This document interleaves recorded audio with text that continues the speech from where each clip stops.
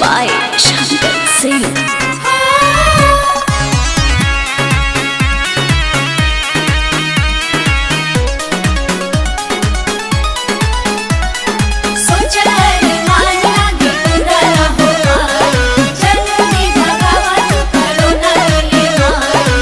मूर्ति न बनल नाही चंदा कटाइल, श्रद्धा पसाभा कह गरदा फेंकाइल।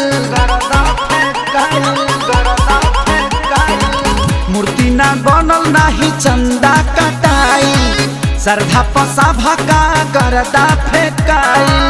होई जगराता कैसे जागी कैलस कोरोना चंदा लागत पंडाल नहीं लागी।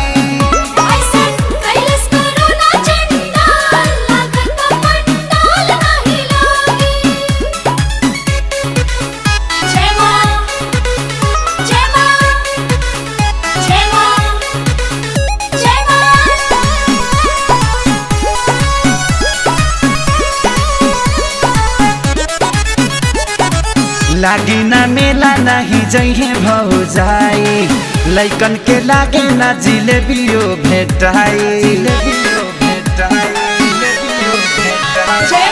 लागी ना मेला ना जइहे भौजाई, लइकन के लागे ना जिलेबियो भेटाई। का जाने कही आई भागी ऐसन कैलस कोरोना चंडाल लागत पंडाल नहीं लागी।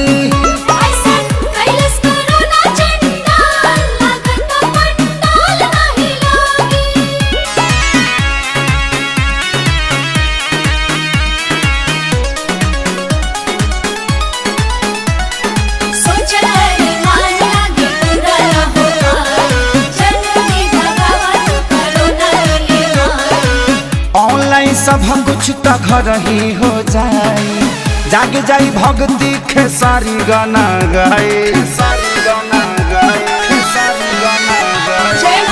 ऑनलाइन सब कुछ घर ही हो जाए, जाग जाई भक्ति खेसारी गाना गाए।